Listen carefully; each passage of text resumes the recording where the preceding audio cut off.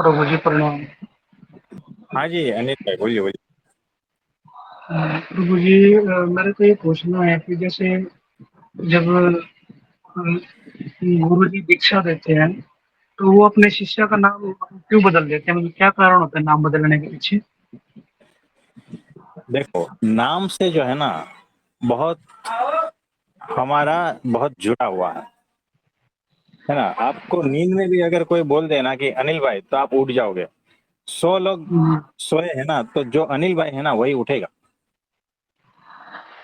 तो वो इतनी गहनता पूर्वक अपने नाम से प्रेम है, मोह है, अहंकार से जुड़ा है वो नाम जो है ना वो, क्योंकि सारा कुछ अनिल भाई से ही जुड़ा है ना। और नाम ही हम्म, सर्वस्व है, इसीलिए सबसे पहली चोट गुरु उसको उखाड़ने की करता है ना। तो इसीलिए नाम बदल देते हैं ताकि आपका जो पहचान था, वो आपकी जो पुरानी सारी कुछ इकट्ठा किया था ना, वो सारा कुछ हट जाता जी है प्रभु। ना। तो थोड़ी आसानी और हो जाती है। नहीं तो अहंकार तो उतना बड़ा रहेगा ना। यहाँ पर अहंकार ही तो तोड़ना है। गुरु के पास जाओगे तो सबसे पहले आपका अहंकार टूटेगा, और अहंकार से रिलेटेड जो भी है ना वो सब तोड़ना चालू करेंगे। वो सारा हथियार लेके बैठा है, छेनी हथौड़ी जो भी है, तलवार डंडा सब कुछ आजमाएगा, हर तरह से तोड़ेगा। आपको पता भी नहीं चलेगा कि क्या टूट रहा है ना। लेकिन हकीकत में अहंकार ही टूट रहा होता है। तो उसमें से एक जो है ना चीज, वो नाम है। वो नाम बदल देते हैं। तो ये है उसके पीछे का रहस्य। प्रभु जी प्रणाम। हाँ जी प्रशांत भाई बोलिए बोलिए। प्रभु जी मैं ये बोल रहा था कि भगवान या परमात्मा को हम लोग निर्दोष क्यों नहीं दिखाई देते हैं? भगवान और परमात्मा को हम लोग निर्दोष क्यों नहीं दिखाई दे रहे हैं, ऐसा पूछ रहे हो? जी हाँ। उनको तो निर्दोष ही दिखाई देते हैं। जी प्रभु जी। ऐसा है, आप उनको निर्दोष नहीं देख रहे हो क्योंकि आपके आवरण है, और परमात्मा एकदम निर्दोष है इसीलिए वो आपको निर्दोष ही देख रहे हैं। लेकिन आपको माया से बाहर निकलना है तो आपके आवरण हटाने पड़ेंगे। यानी मुझे डायमंड का रिंग बनाना है और डायमंड कीचड़ में फंस गया है। अब उस डायमंड को कीचड़ से बाहर निकालना है, उसको धोना है, कीचड़ हटाना है, फिर उसको डायमंड की रिंग में बदल देना है ना। उस वो जो गोल्डन की रिंग है उसमें डायमंड फिट कर देना है, आप समझे। जी प्रभु जी। तो मुझे तो वो डायमंड निर्दोष ही दिखता है लेकिन कीचड़ में फंसा है। तो अगर मैं उसको निर्दोष ही देख रहा हूं, अगर मुझे उसको कीचड़ में ही रखना है तो भी मुझे कोई प्रॉब्लम नहीं है। यानी उस डायमंड को कीचड़ में रखना है तो ठीक है, कोई बात नहीं। और अगर उसमें से निकालना है तो मुझे वो कीचड़ हटाना पड़ेगा। वैसे ही परमात्मा आपको निर्दोष ही समझते हैं। जी प्रभु जी। लेकिन अगर आप माया में और कीचड़ में फंसे रहना चाहते हो तो आपकी मर्जी, वो जी निकालेंगे नहीं। प्रभु जी। प्रभु जी। और अगर आप माया से और कीचड़ से निकलना चाहते हो तो वो आपको निकाल के आपको दोषों से मुक्त करेंगे, माया और कीचड़ से मुक्त करेंगे, और फिर जी शुद्ध करके परमात्मा के चरणों में रखेंगे। जी प्रभु जी। आप समझे। समझ लिया। एग्जैक्टली ऐसा है। जी लेकिन हम प्रभु। जो है ना बेवकूफ है। हमारी दृष्टि ऐसी है कि वो कीचड़ का आवरण है ना, इसीलिए हमें कीचड़ दिखता है। और उनकी दृष्टि इतनी निर्दोष है कि कीचड़ के आर पार जाती है और वो डायमंड को पहचान लेते हैं, उसे डायमंड दिखते हैं हम। जी प्रभु जी। और कुछ पूछना चाहते हैं? प्रभु जी प्रणाम। हाँ जी प्रणाम, बोलिए बोलिए। मेरा ये बात है कि आप थोड़ा सा हमारा नाम बदल दीजिए कि नाम के साथ बहुत लगाव हो गया है प्रभु जी। तो कोई बात नहीं, आप जो है अपना नाम वही है जो उसी को ही रखना है कुछ दिनों तक, है ना। क्योंकि बिना आपके उसके लगाव के आपकी परिपक्वता नहीं आएगी। तो अभी कुछ दिनों तक जो है ना आपको अपना वही नाम रखना है जो है, जिससे आपका लगाव है, और जिस दिन हमें तोड़ना है तो तोड़ देंगे। जी प्रभु जी, बहुत लगाव है नाम से। तो अपने नाम से पूरी तरह से प्रेम करना है, अच्छी तरह से, ताकि कुछ बाकी न रह जाए, है ना। और उसको परिपक्व करना है, फिर जिस दिन ऐसा लगेगा तो बदल देंगे। हाँ, वही कृपा कीजिए आप। हाँ जी, तो कोई नहीं, भगवान से प्रार्थना करते हैं, जहाँ जहाँ आपका लगाव है, जहाँ जहाँ आप फंसे हो, वहां से वो तुड़वाएगा। ठीक है। धन्यवाद प्रभु जी। हाँ जी, प्रणाम। बहुत बहुत आशीर्वाद है आपको। हाँ जी। धन्यवाद। प्रभु जी, हमें एक कंफ्यूजन हो गई है, पूछ हाँ सकते बोलिए। हैं? प्रभु जी, एक दिन के सत्संग में आपने प्रशांत भाई, ऋषि जी और एक और कोई थे, तीनों को उस दिन के प्रसंग में सत्संग में आपने एक ही बात समझाई थी, जहाज में बैठे हो, खाना आए हाँ खा लो, आनंद में रहो, कूदा-कूद मत करो। बोला है कि मस्त चलो आनंद में। तो हाँ हम बहुत खुश हो गए, हम लोगों ने आपकी वो आज्ञा मान ली। हाँ। निश्चिंत रहो आपने कहा। आज के सत्संग जब से शुरू हुआ है, आपने अनिल भाई जी से शुरू किया है कि गुरु छेना हथौड़ी लेके बैठा है तोड़ने के लिए। अभी आप शंपा जी को भी कह रहे हैं, तोड़ने के लिए बैठे। अब कौन-सी आज्ञा को समझें प्रभु जी? नहीं, पहली वाली है, उसको समझना है, चुपचाप बैठे रहना है, वो कभी भी आके मुंडन कर देगा, है ना। आप खाते रहो ना, क्या फर्क पड़ता है। आप सामने जो है टीवी चल रहा है, देखो, आराम से खाते रहो, मुंडन होता जाएगा, छीने हथौड़े से आपका मूर्ति बनता जाएगा। तो जिस दिन जो तोड़ना है तोड़ देगा, आपको पता भी नहीं चलेगा। एकादशी में सारदार रहना है बस, है ना। तो ये 6 तारीख को है एकादशी, और संडे है, और निर्जला उपवास है ना। तो हो जाएगा सारा कार्य, उसमें क्या है। जी, तो धन्यवाद दोनों प्रभु बात जी। सत्य है, हाँ, दोनों बात सत्य है ना। तो जी, यही तो कह रहे हैं कि आप आए हो हॉस्पिटल में, आपको कुछ नहीं करना है, टेबल पे सोना है, इंजेक्शन लग जाएगा, खुदा खुद नहीं करना है, ऑपरेशन हो जाएगा, है ना, और ठीक हो जाओगे। तो दोनों बात सत्य है कि छीनी हथौड़ी लेके तोड़ने बैठे हैं, यानी वो जो छुरी और उस काल पे वो जो कहते हैं ना सब, उसके हथियार, डॉक्टरों के हैं, इंजेक्शन, ये वो सब कुछ लेके बैठे हैं। आपको खुदा खुद नहीं करनी है, बस चुपचाप रहना है, आइसक्रीम खानी है, और बात बन जाएगी। तो ऐसा है। जी प्रभु जी, धन्यवाद।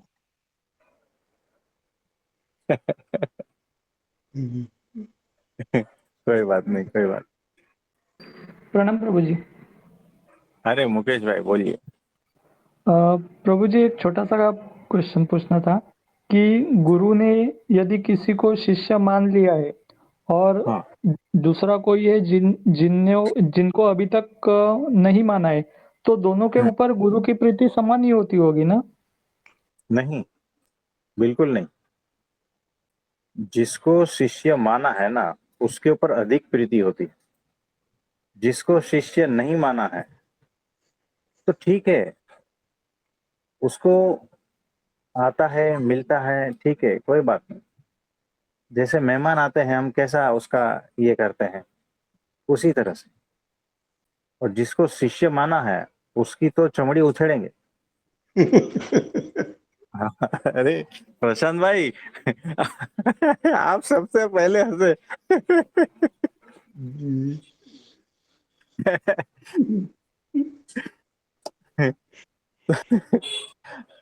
ऐसा ही होता है। तो जो जिसकी देखो, गुरु की जिस शिष्य पर अधिक प्रीति है ना, उसकी चमड़ी निकलेगी, है ना, क्योंकि उसको शुद्ध करना है, वो सबसे प्रिय है, और उसमें कुछ गुण देखे हैं। देखो, मूर्तिकार को जब पूछोगे ना कि मूर्ति किस में से बनानी है, तो वो पत्थर देखेगा, बराबर चेक करेगा, और वो पर्टिकुलर उसी प्रकार का पत्थर है उसमें से ही वो गढ़ेगा, क्योंकि उसे क्वालिटी पता है कि इस ये मूर्ति बनने लायक है और ये फर्श बनने लायक है। वैसे गुरु को सब पता है कि मेरे सामने जितने भी आए हैं उसमें से श्रेष्ठ शिष्य कौन बन सकता है ना, उसे पता है। फिर वो छेनी हथौड़ी चालू हो जाती है,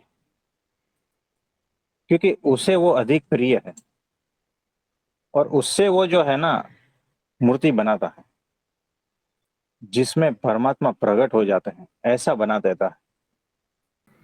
प्रभु जी, लेकिन मोक्ष दोनों को भी दे देते हैं गुरु। मोक्ष के अधिकारी दोनों हैं, ब्राह्मी स्थिति दोनों को उपलब्ध करवाएंगे, किसी को इसी जन्म में, किसी को 5 जन्म के बाद। मोक्ष तो दोनों का ही होगा। एक बार गुरु के पास आ गया, मोक्ष दोनों का होगा। अगर वो गुरु के पास आके चला भी जाता है ना, तो भी उनका मोक्ष रुकता नहीं है, वो कहीं ना कहीं इधर उधर भटक के वापिस आएगा, कुछ जन्मों के बाद में वापिस आएगा, क्योंकि संपर्क में आ गया ना, योग में आ गया वो, ऐसा है। लेकिन वो ठीक ठाक ढंग से रहना चाहिए बस। उछल कूद करेगा तो वापस कीचड़ है ना नीचे। जहाज में बंदरगिरी करेगा तो जाएगा सीधा समुद्र में। प्रभु जी, मतलब यहाँ पे भी पूरा होश में ही रहना है। हाँ, मतलब कहीं पर भी बेहोश रहना ही नहीं है। कोई ऐसा दरवाजा ढूंढना ही नहीं जहां पर आप चैन से सो पाओ, है ना, क्योंकि सोना यानी माया। तो जो आज्ञा है बस उतना करते जाओ, सारा कुछ होता जाएगा, और निश्चिंत रहना। जी प्रभु जी, हाँ जी, धन्यवाद प्रभु और जी। हाँ जी, प्रभु जी, इसमें और एक क्वेश्चन है थोड़ा। हाँ जी, बोलिए। प्रभु जी, गुरु कभी बताते नहीं है कि आप मेरे शिष्य हो, या बताते भी है? देखो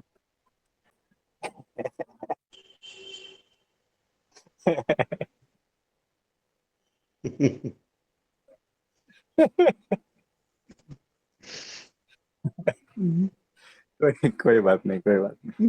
देख ऐसा है, ये सारा कुछ हो जाता है, बताने की बात ही नहीं होती है, शिष्य भी समझ जाता है ना।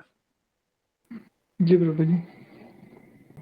तो अक्षर गुरु योगिन आपने कंठी पहनी है, यानी आपके गुरु अक्षर ब्रह्म सत्पुरुष है ना, यानी उन्होंने आपको शिष्य के रूप में स्वीकार किया है। तो एंट्री पॉइंट जो है ना, फर्स्ट स्टैंडर्ड, फिर सेकंड स्टैंडर्ड, थर्ड स्टैंडर्ड, ऐसा होता है। फिर आपके भीतर कितना वो पात्रता है ना, उसके हिसाब से आप आगे बढ़ते हो और उनके प्रिय शिष्य बन सकते हो, है ना। जी। और मैं शिष्य हूँ, मैं प्रिय शिष्य हूँ, ये ऐसा जो है ना, पूछने की बात ही नहीं होती है। वो भीतर समझ ही लेता है, भीतर उसे पता ही चल जाता है कि मैं गुरु का किस प्रकार का शिष्य हूँ। ये अंदर की ही बात है, वो खुद ही समझ जाता है बिना गुरु के कहे। क्योंकि जिसने गुरु को जान लिया ना, वो समझ जाता है कि मैं किस प्रकार का शिष्य हूँ, बिना बताए, शब्दों में बताने की जरूरत नहीं पड़ती। जी प्रभु जी। हाँ जी, और कोई क्वेश्चन है? नहीं प्रभु जी, यही था। धन्यवाद प्रभु जी। हाँ जी, धन्यवाद। प्रणाम प्रभु जी। हाँ जी, उमेश प्रभु भाई जी एक बोलिए। कुछ प्रभु जी एक पूछना था, अभी जो मुकेश भाई ने पूछा ना वैसे ही, कि गुरु की प्रसन्नता में आज्ञा पालन के छोड़ के बाकी की चीजों का भी उसका फर्क पड़ता है, जैसे स्वभाव का, या ऐसे कि व्यवहारिकता का, शिष्य का ऐसे स्वभाव का थोड़ा। आज्ञा पालन का और व्यवहारिकता स्वभाव का क्या? मतलब गुरु की प्रसन्नता में हाँ जैसे आज्ञा पालन सबसे ऊपर रखे, तो हाँ उसके बाद में जैसे शिष्य का स्वभाव या ऐसे बाकी के चीजों का भी गुरु की प्रसन्नता में फर्क पड़ता है। हाँ जी, फर्क पड़ता है।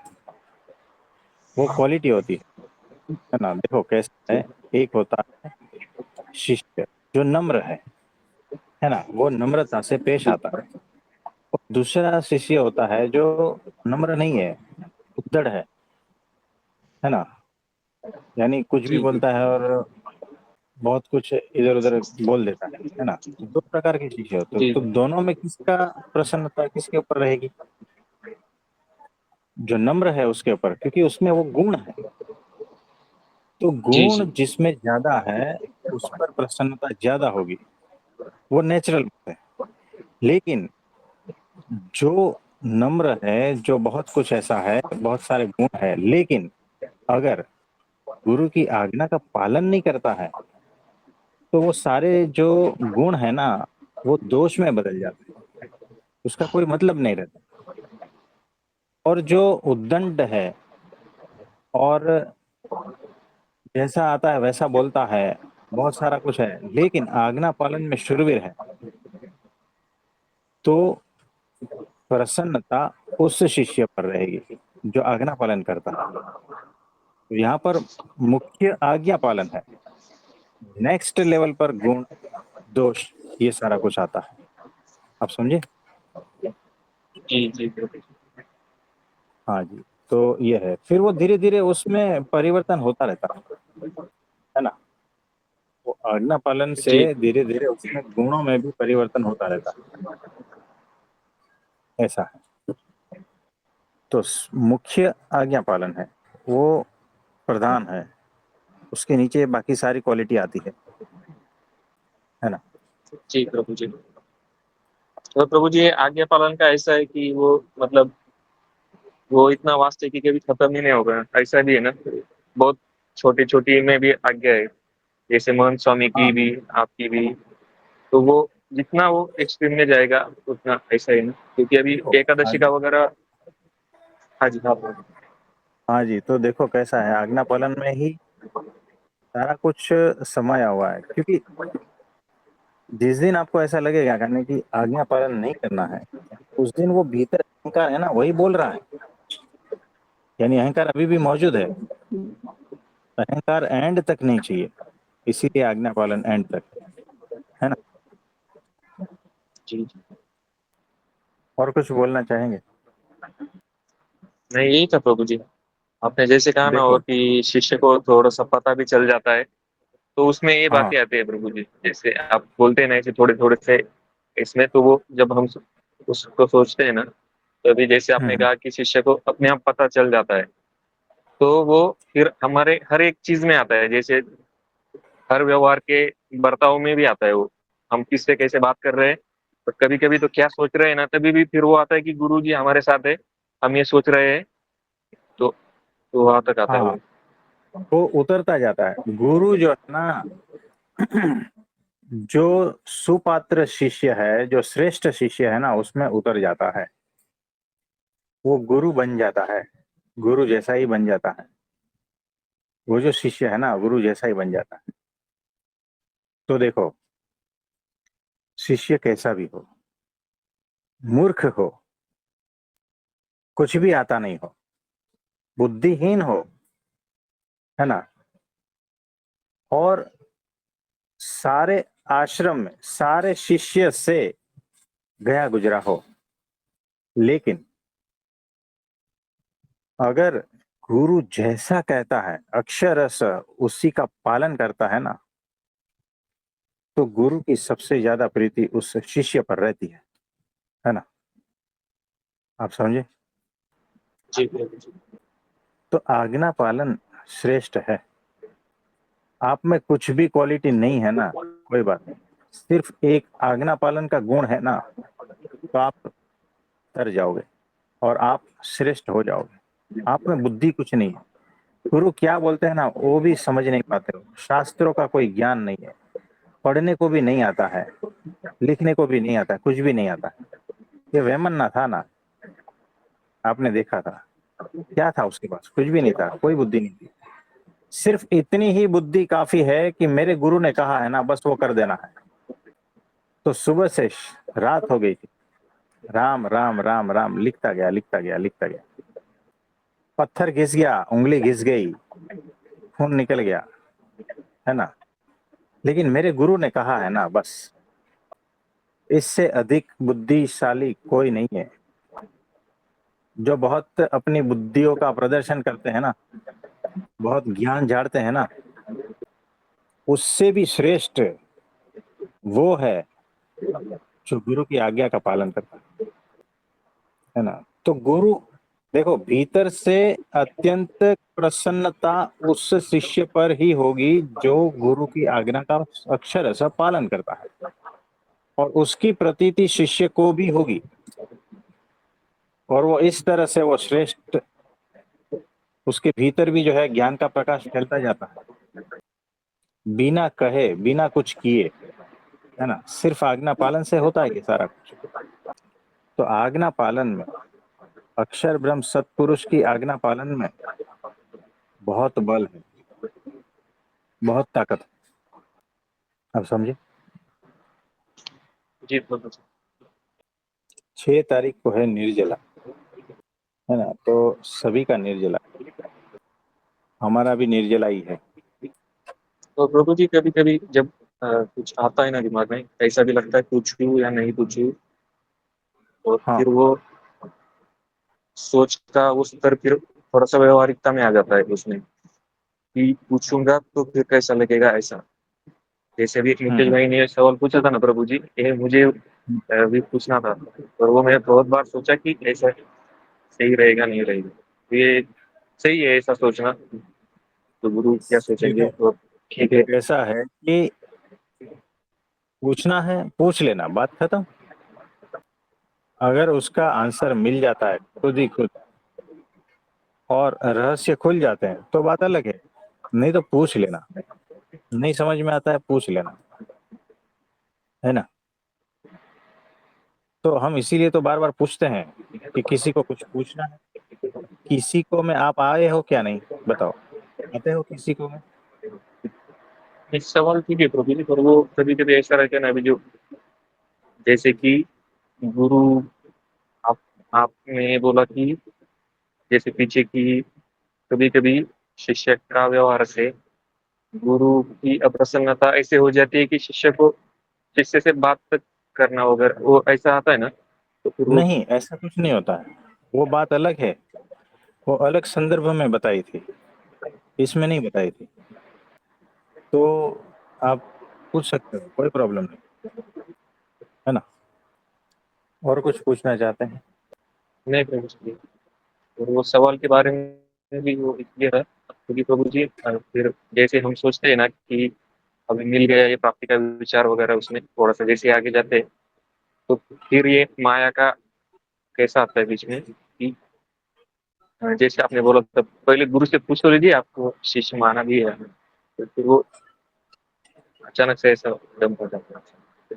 हम्म, कोई बात नहीं। तो आज के लिए इतना ठीक है। आप सभी को मेरा नमस्ते, प्रणाम।